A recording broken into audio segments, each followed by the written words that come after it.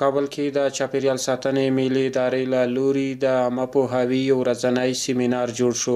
د هیواد د 100 تنو دیني عالمانو په ګډون دغه علمي سیمینار د چاپیریال ساتنې د ملي ادارې او همدارنګه د ریحا موسسې له لوري په دې موخه جوړ شو ترڅو د ټولنې وګړو ته د چاپیریال ساتنې د ارزښت په اړه دیني عالمان عامه پوهاوی ورکړي.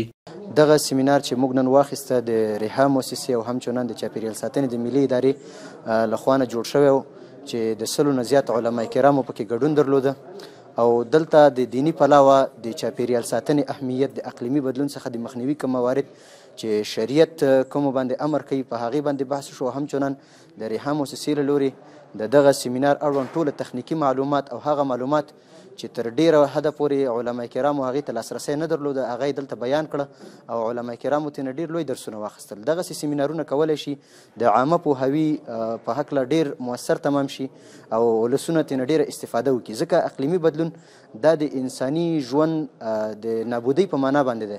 دغه نابودي تر هغه پورې د دې مخه نه نیول کېږي تر څو پورې چې عامه پوهاوی ولسونو ته ونه شي او دغه عامه پوهاوی ولسونو ته د دغسې سیمینارونو د جوړولو په صدد حاصلیږي چې دغسې سیمینارونه عام شي په ولایاتو کې جوړ شي په ولسوالیو کې جوړ شي د مکاتبو په سطحه د مدارسو په سطحه همچنان د پوهنتونونو په سطحه. د چاپیریال ساتنې د ارزښت او په دې برخه کې د اسلامي ارشاداتو په اړه دیني عالمانو بېلابېلې ویناوې وکړې او د چاپیریال ساتنه یې د ټولنې د هر وګړي دنده وبلله. چیزی که هوای ما را آلوده می سازد فضای زندگی ما را مکدر می کند. یکی ضعف اقتصاد است، دوم تراکم نفوس است، سوم کمبود آب است، چهارم استفاده غیر مسلکی از مواد سوخت است و پنجم منظم نبودن دستفروشان و قصابان است، ششم گشت و گذار موترهای دودگین، هفتم نبود فرهنگ شهرنشینی و هشتم وجود تشنابه‌های به اصطلاح غیر معیاری.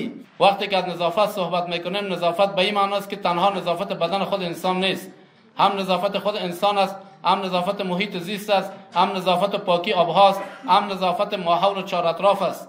هر چیز را ما باید نظافتش متوجه باشیم.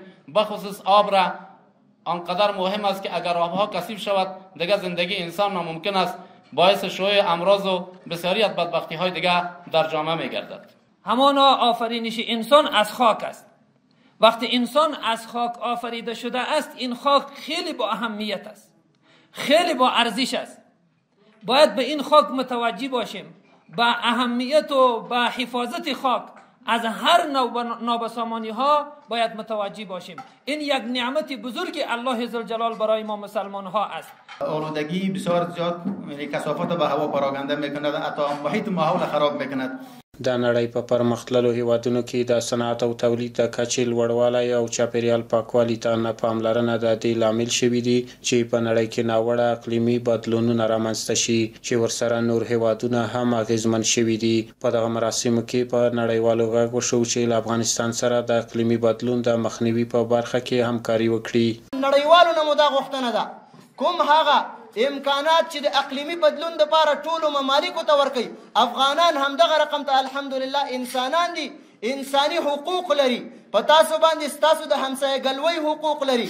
که چیرې دلته د اقلیمي بدلون دپاره نظر ونه شي هغه فند او هغه مقدار کومکونه چې دې ته زیر نظر نیولی شوي ورنه کول شي اقلیمي بدلون د هرې نقطې د ځمکې نه متاثره کیدی شي د افغانستان نه به لا ډېر متاثره وي. دا یادونې وړ ده چې د نړۍ په کچه ډیری هیوادونه د هوا او چاپیریال د ککړتیا لامل شوي دي چې ورسره د ځمکې پر مخ د تودوخې کچه ورځ تر بلې د لوړېدو په حال کې ده او که د دغه ناورین مخنیوی ونه شي نور به هم د اقلیمي بدلون ناوړه اغېزې رامنځته شي.